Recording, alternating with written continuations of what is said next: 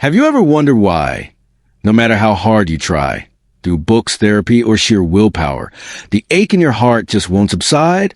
It's as if you're swimming upstream in a river that's pulling you back with every stroke.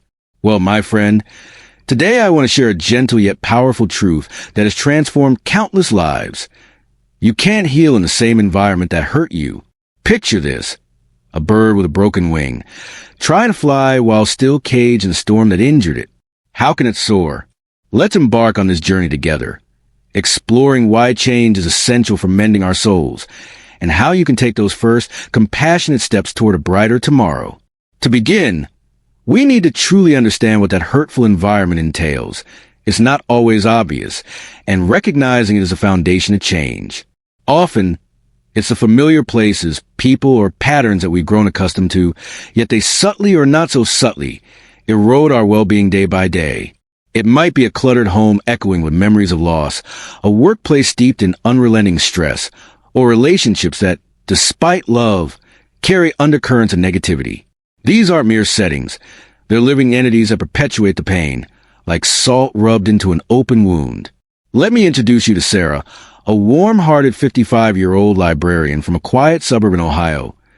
U.S. Sarah had spent over 2 decades in a marriage that started with promise, but devolved into a cycle of emotional neglect and sharp criticisms from her husband.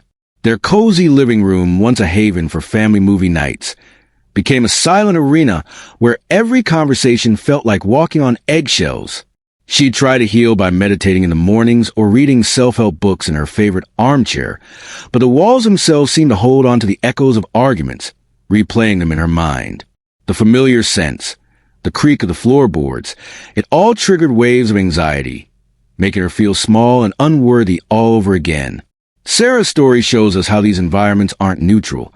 They actively reinforce the hurt, blocking the path to recovery. Now, why does healing falter in such spaces?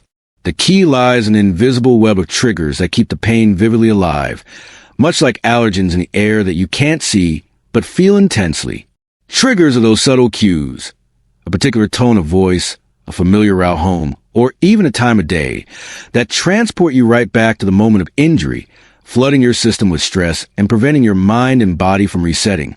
It's not about weakness.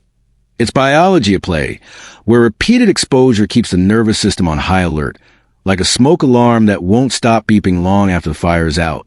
Consider John, a thoughtful 62-year-old retired accountant from Manchester, UK. After his beloved wife passed away from a long illness, John remained in their charming cottage, surrounded by her cherished knickknacks, the garden she tended with such care, and the kitchen where they'd shared countless teas. At first, it felt comforting, a way to hold on to her. But soon, every corner became a trigger. The empty side of the bed stirred profound loneliness. The unanswered phone calls from friends amplified his isolation.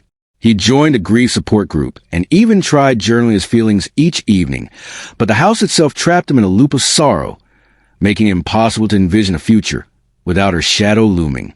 It was only when John realized these triggers were like anchors weighing him down that he began to consider change.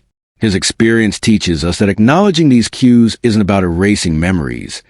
It's about giving ourselves permission to breathe without constant reminders pulling us under. So, how do we start breaking free from these cycles?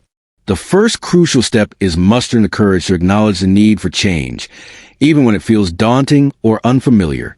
This doesn't have to mean drastic upheavals like moving across the country. Often, it's about small, intentional shifts that create breathing room for your spirit to mend. Begin by assessing your daily surroundings with kindness. Ask yourself, does this space uplift me or drain me? Then, experiment with alterations. Rearrange furniture to disrupt old patterns, set gentle boundaries in relationships, or introduce nurturing rituals like a morning walk in a new park. Meet Linda, a resilient 58-year-old school teacher from Sydney, Australia. For years, Linda poured her heart into a demanding job at a bustling inner-city school, where administrative pressures and challenging student dynamics left her emotionally exhausted. Her home office, piled with grading papers and lesson plans, blurred the lines between work and rest, turning her sanctuary into an extension of the stress. She'd attempt to unwind with yoga videos in the evenings, but the sight of her desk triggered immediate tension, reminding her of unfinished tasks and critical feedback from colleagues. One pivotal day, after a particularly draining parent-teacher conference, Linda decided to reclaim her peace. She transformed her office into a reading nook, relocated her work materials to a shared community space, and even took a sabbatical to volunteer at a local library. In this refreshed environment, free from the old triggers, Linda's energy blossomed. She slept better, laughed more, and rediscovered her passion for teaching without the burnout. Linda's journey illustrates that these small changes aren't selfish. They're vital acts of self-preservation that pave the way for deeper healing. Beyond physical shifts, building a supportive network is paramount. Surrounding yourself with people who nurture your growth rather than hinder it. Think of it as curating a garden of allies. Prune away the weeds of negativity and plant seeds of encouragement.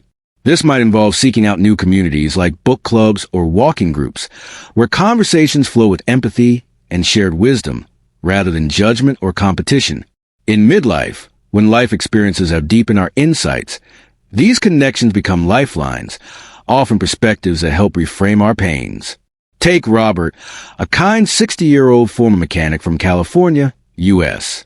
After a painful divorce that shattered his sense of family, Robert found himself in weekly gatherings with old friends who, though well-meaning, often revisited the drama, stirring up resentment and self-doubt.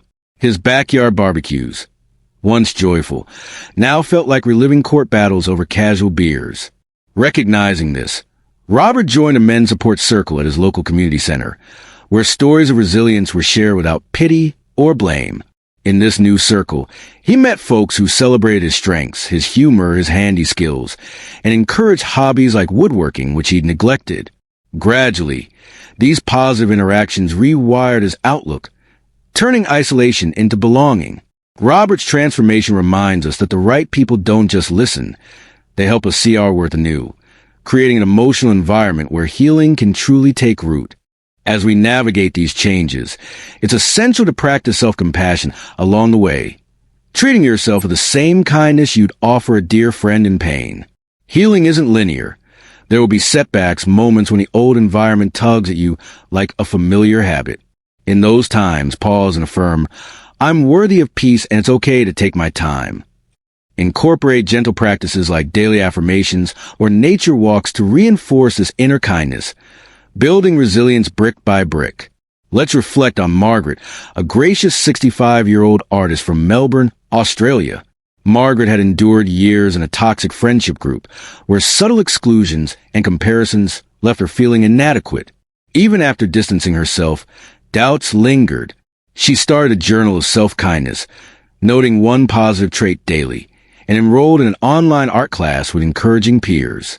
This self-compassion, combined with her new creative outlet, allowed her to process the hurts without self-blame, emerging with a vibrant portfolio and renewed confidence.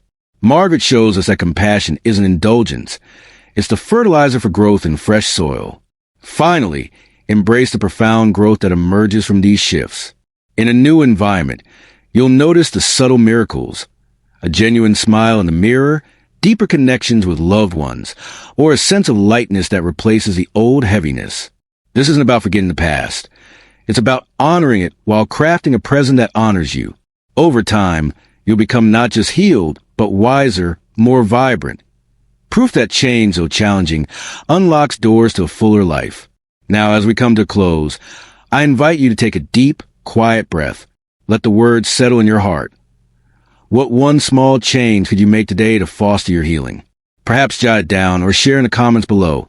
What part of this message spoke to you most deeply? Your insights not only enrich our community, but inspire others on similar paths. If this video has touched you, please give a like, subscribe for more heartfelt explorations into life's deeper truths, and share with someone who might need this gentle nudge. Together, we're building a world where healing is possible for all. Thank you for spending this time with me. Be gentle with yourself, and until next time, may peace find you.